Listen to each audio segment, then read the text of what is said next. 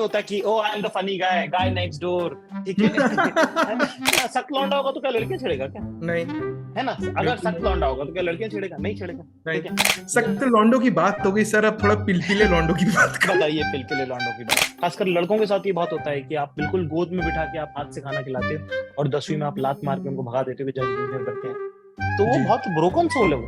वो trust issues है उसको लाइफ में, दोबारा भरोसा नहीं कर पाएगा वो लोगों पे। तो अर्ज किया है जी जी, अर्ज किया है कि इस इंटरव्यू में बातें करूंगा मैं अतरंगी, इस इंटरव्यू में बातें करूंगा मैं अतरंगी, पाकिस्तान छोड़कर आए मुन्नी को भाई बजरंगी। हमारे साथ आज जो इंटरव्यू में जनाब जुड़ रहे हैं वो बातें करती हैं बड़ी ही चंगी। जाकिर भाई के बाल तो देखें, क्या रोज करते हैं कंगी? कंगी नहीं करते हैं, कंगा करते हैं, क्योंकि कंगी नहीं है घर में। आपका बहुत बहुत स्वागत है जाकिर भाई, हमारे इस इंटरव्यू में हमसे जुड़ने के लिए बहुत बहुत शुक्रिया आपका। थैंक यू वेरी मच भाई, थैंक्स अ लॉट, लाइकवाइज।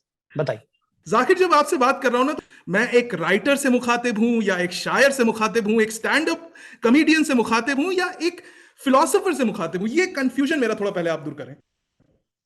आप आपके भाई से मुखातिब हैं, आप बिंदास बात करिए। ये जो हुनर है ना आप में जनाब, ये जो एक एक एक वर्ड में जो आप कह देते हैं बातें, इसी पे तालियां, लोगों के दिल सब एकदम दरवाजे खुल जाते हैं आपके लिए। तो सर जाकिर सर, ये बताइए कि आपका जो नया स्टैंड अप स्पेशल आ रहा है, तो ये तथास्तु का कॉन्सेप्ट क्या है? ये नाम क्यों चुना आपने अपने स्टैंड अप स्पेशल का? मेरे दादा साहब के बारे में ये कहा जाता था कि वो जो कहते हैं वो हो जाता है। जी। ठीक है। और बहुत सारी चीजें उन्होंने जिंदगी में कही जो होती जा रही हैं, जो मैं देख रहा हूँ अपने जाने के बाद तक मैं देख रहा हूँ कि हो रही है। जी। ठीक है। तथास्तु का जो संस्कृत का अल्फाज है, और संस्कृत का लफ्ज है, और इसका मायने होते हैं जैसा कहा है वैसा हो जाए, जी। सो बी इट। जी। ठीक है। तो मुझे पूरी जिंदगी उस बात पे बड़ा ही मुझे लगता था कि लोग बहुत हाइपिंग करते हैं उनकी कि अरे खान साहब जो बोलते हैं वो हो जाता है। जी। ठीक है। तो वो, और ये जब मैंने पहली बार जब सुना था कहीं पे, जी। तब मुझे बड़ा मेरे साथ ये अल्फाज रहा, ये लफ्ज रहा मेरे साथ बहुत दिनों तक कि तथास्तु, कि जैसा कहा है वैसा हो जाएगा। इतना उसका पावरफुल मीनिंग है। तो जब मुझे लगा कि जब मैं अपने दादा की कहानी सुनाऊंगा तो उसका उसका मेरे ख्याल से इससे बेहतर कोई टाइटल नहीं हो सकता। और दूसरा, मेरे चाचा विधायक हो, शो टाइटल्स उम्मीद, चाचा विधायक, हक से सिंगल, कक्षा 11वीं, तथास्तु, तो वैसे नहीं होता कि oh I am the funny guy, guy next door, ठीक है। मुझे ये बताएं, आपको जब लोग सुनते हैं ना, तो वो एक चीज जरूर पॉइंट आउट करते हैं, वो ये है कि आप कॉमेडी और फिलॉसफी, इन दो चीजों को ना बहुत अच्छे से मैरी करते हो। तो ये क्या नेचुरली आता है सर? ये how do you do that? मेरे ख्याल से इसमें मेरे मेरे पापा जो हैं, मेरे वालिद साहब जो हैं, और मेरे दादा और मेरी अम्मी, ये लोग ना बड़ी कहावतें वो इस्तेमाल करते हैं कि कोई भी बात को सिखाने के लिए, समझाने के लिए, जो किसी कहानी, किस्से का, और ये बुजुर्गों की आदत होती थी। तो मुझे उससे लगा कि फिलॉसफी से जब आप कोई फंडा समझाते हैं, ये कहानी से जब आप कोई फिलॉसफी समझाते हैं, सॉरी मैं उल्टा बोल दिया था, कि कहानी से जब आप कोई फिलॉसफी समझाते हैं तो उसकी रीच, उसकी उम्र ज्यादा होती, वो बात बहुत दिनों तक आपके साथ रहती। तो इसलिए भी मुझे लगता है कि वो बेहतर तरीका है। दूसरा, मैं जब भी कोई शो बनाता हूँ, उम्मीद हो, तथास्तु हो, कक्षा 11वीं हो, हद से सिंगल हो, ये सारी कॉन्वर्सेशन जो है वो अपने छोटे भाई बहनों से कर रहा हूँ।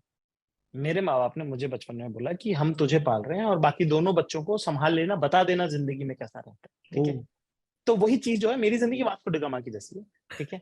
तब से मैं जो भी काम करता हूँ वो मैं कोशिश करता हूँ कि मुझसे जो जुड़े लोग हैं, मुझसे जो प्यार करते हैं लोग, जो मेरे अपने लोग हैं, उनको मैं बता दूं कि जिंदगी में क्या बड़ा, क्या मुश्किल आएगा, क्या अच्छा आएगा, क्या खराब आएगा, क्या बुरा आएगा, उसको आगाह कर दूं, उसकी सीख दे दूं उनको। तो वही सारा काम होता है, उसी उसी के माथा मेरी चीजें बनती हैं। जी। तो हमें भी थोड़ा सा आगाह कर दीजिए, क्योंकि जब हम इस इंटरव्यू के लिए तैयारी कर रहे थे तो आपके इतने सारे इंटरव्यूज, इतने सारे स्टैंड अप्स, इतने सारे वीडियोस।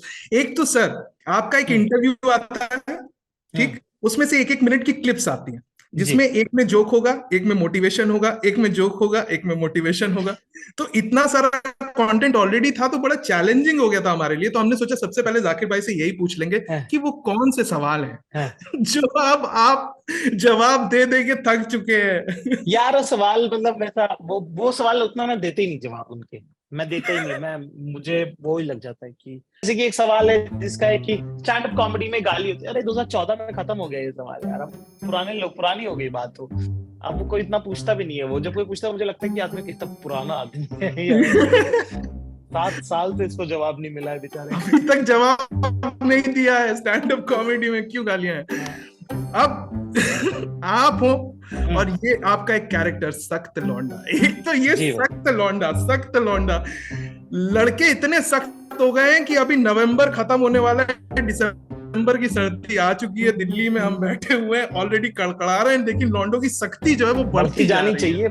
ऐसा मेरे ख्याल से आई एम कल्चरली उससे बढ़िया कुछ हो नहीं सकता था। I am very proud of सख्त लौंडा कल्चर, क्योंकि उससे देखिए एक तो ये होता है कि सिंपिंग बंद होती है जी, ठीक है, अननेसेसरी फालतू लोगों के डीएम्स में आप नहीं जी, ठीक है ना। सख्त लौंडा होगा वो अननेसेसरी अनवांटेड लोगों को, ऐसे लोग जो आपसे नहीं प्यार करना चाहते उनके पीछे नहीं पड़ोगे आप। ईव टीजिंग कंट्रोल होती है इससे, ठीक है ना।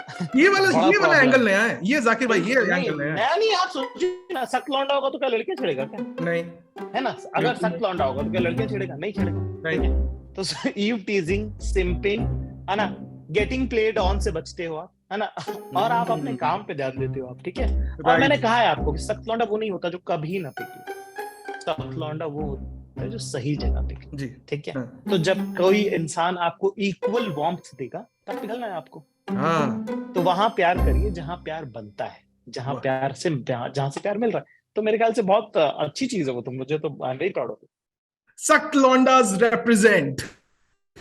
सख्त लौंडों की बात हो गई सर, अब थोड़ा पिलपिले लौंडों की बात करते हैं। बताइए, पिलपिले लौंडों की बात करते हैं, बताइए। जो हर बात पे पिघले जा रहे हैं, जो बिना बात के भी पिघले जा रहे हैं। ऐसे दिशाहीन बालकों के लिए आपके पास कोई विचार? मैं कहता हूं कि आप जो भी करें ना, आप चाहे सख्ती से रहें या आप पिघलते रहें, है ना, आप खुश रहें और प्राउड रहें। Very important. ये है सबसे ज्यादा जरूरी। बाकी तो सब दुनिया देखी जाएगी साहब। जो सख्ती से रहे उनके लिए उनकी इज्जत प्यारी, और जो पिघलते रहे उनका एक्सपीरियंस कितना अमेजिंग है यार। क्या जबरदस्त कहानियां, फलाने के लिए ये किया, ढिमके के लिए ये कर लिया, उसके प्यार में ऐसा किया। तो कहानियां मिल रही, उनको कहानियां मिल रही। ये वैसा वाला है, being a back bencher and being a topper, ठीक है। टॉपर को मार्क्स मिले टीचर की, वाह वाह, बैक बेंचर को एक्सपीरियंस मिला। अच्छा मुझे सब जी आप बोलिए। तो सबके हिस्से में कुछ ना कुछ आता है, बिल्कुल। ऊपर वाला सबको कुछ देता है। अच्छा, आपका जो स्टैंड अप का मटेरियल होता है उसमें बहुत सारा एनेक्डोटल कंटेंट होता है, यानी आपकी आप बीती या जो आपके साथ गुजरा हो या ऐसा हो वैसा हो। तो ऐसा तो होता नहीं है कि कहानी में एक ही किरदार हो, ऑल्दो हम सब अपनी कहानी के हीरो हैं, हीरोइन है, प्रोटैगनिस्ट हैं बोले तो उसके साथ बहुत सारे हमारे साइड किक्स भी होते हैं, है ना। साइड हीरोज भी होते हैं, हमारे दोस्त होते हैं, यार होते हैं, क्रशेस होते हैं, ये होते हैं, वो होते हैं। तो जब आपके स्टैंड अप ऐसे वायरल होते हैं तो दोस्तों के फोन आते हैं, यार इस कहानी में तू मुझे भूल गया, या इस कहानी में वाला एंगल और ऐड कर सकते हैं। आपके कंटेंट को डेवलप करने में आपके दोस्तों का हाथ है? नहीं, बिल्कुल भी, मतलब उनका हाथ है, ऑफ कोर्स वो मेरे जिंदगी का हिस्सा है। पर उनको पता है और वो बहुत खुश होते हैं। मेरे दोस्तों को बहुत भरोसा भी है मुझ पे। मेरे दोस्तों को बहुत भरोसा है मेरे को, बहुत उनका बिलीफ जो है, मतलब कहते हैं ना कि किसी भी इंसान कोई जब किसी मकाम पे पहुंचता है तो उसमें बहुत सारे लोगों का हाथ लगता है। तो मेरे दोस्तों को बहुत हाथ है उसमें। उन्होंने बहुत भरोसा किया है, बुरे वक्त में साथ दिया है ना, सही गलत वक्त पे सलाहें दी। तो वो जब देखते हैं, तो जैसे कि चाचा विधायक में जो 2 कैरेक्टर्स हैं वो मेरे असली के दोस्त हैं। हाँ, तो उन लोग का मतलब वो इंट्रोडक्शन भी ऐसे ही देते हैं कि यार भाई अनवर देखा चाचा विधायक में? मैं हूँ। ऐसे अनवर और क्रांति असली के जो अनवर क्रांति है वो मेरे असली के दोस्त है ना, मतलब अलग लोग हैं वो। वाह। तो इंदौर में रहते हैं और उनसे बड़ी मेरी दोस्ती है, राब्ता है, बहुत घरोपा है उनसे हमारा। घरोपा। So nice. सर मुझे ये बताएं कि एक्सपीरियंसेस की हम बात करें, जाकिर भाई आपका एक एक्सपीरियंस आपने शेयर किया था, उसमें एक बात आपने कही थी कि बादल इंपॉर्टेंट है, राइट? जी भाई, हाँ जी। और अभी जैसा प्रदूषण है, बादल तो दिख ही नहीं रहे, तो ऐसे में क्या करें? कहाँ जाए बादल ढूंढने? कुछ नहीं भाई, देखिए अगर आप दिल्ली में रहते हैं तो आप अपने फेफड़ों को मजबूत करें, पहली बात। ठीक है, वो सबसे ज्यादा जरूरी काम है। मैं अभी दिल्ली आया था 2-3 दिन के लिए। तब मुझे ऐसा लगता है कि अब हमको क्योंकि पता चल गया है कि ये प्रदूषण है, तो वरना पहले तो हम इसे कोहरा धुंध मान रहे थे, ठीक है। ठीक है, क्या रहे, धुंध बहुत हो गई है, कोहरा बहुत होने लगा, ठंड आ गई है लग रहा है ना। अब क्योंकि पता चल गया कि अरे सांस लेने में भी दिक्कत होने लगी है। पहले आप ऐसे ही सोच रहे थे कि अबे पहले जब हम दिल्ली में थे तब बोल आते थे, अबे तुझे सांस लेना नहीं आ रही ठीक से। थैंक्स टू टेक्नोलॉजी हमको मालूम है कि वो पोल्यूशन की वजह से Exactly. फॉग नहीं, स्मॉग है। फॉग नहीं, स्मॉग है वो। तो मेरे ख्याल से आप लोगों को बस फेफड़े मजबूत करने के अलावा मेरे पास कुछ नहीं भाई, कर लो अपना। पहले तो मुझे याद है शहरों में ऐसे आपके हाइड्रो प्लांट्स होते थे, उनमें चिमनियां होती थी। हाँ, चिमनी से धुआं निकलता था तो वो ऐसे गिरता था, फिर प्रेसिपिटेट हाँ, होते थे। तो हाँ, आगे हाँ। टाइम में लगता था कोहरा, वो क्या कहते हैं, आपकी बर्फ गिर रही है। Cheap thrills। Cheap thrills. अच्छा, तथास्तु के बारे में बात करते हैं। तथास्तु का जब टीजर आया उसमें एक बहुत खूबसूरत सी लाइन है सर आपकी, वो जी। ये है कि माँ बाप अपने बच्चों को पर तो देना चाहते हैं लेकिन उनकी उड़ान से डरते हैं।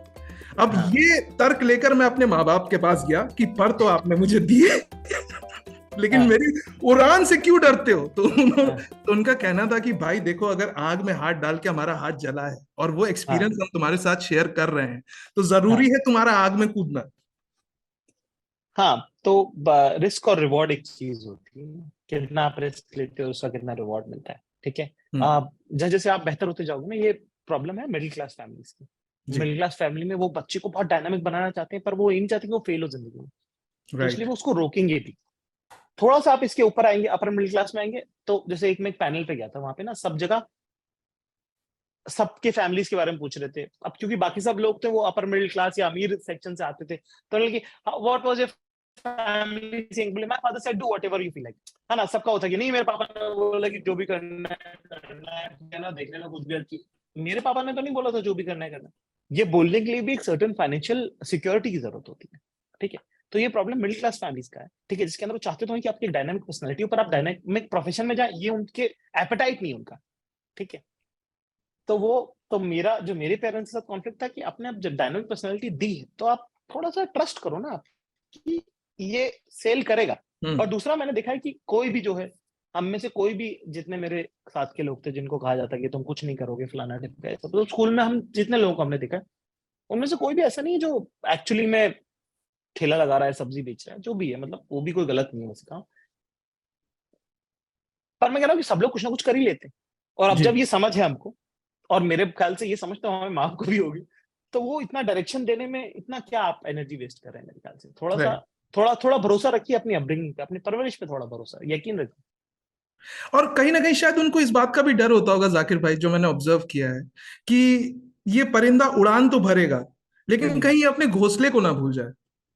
वो डर नहीं होता है उनको, घोंसले को भूलने वाला डर नहीं होता उनको। ये होता है कि बाहर बहुत गिद्ध है, तो हमने एक पगडंडी बना के रखी हुई है, देख रखी है, तुम उसी पे चलना, ठीक है ना।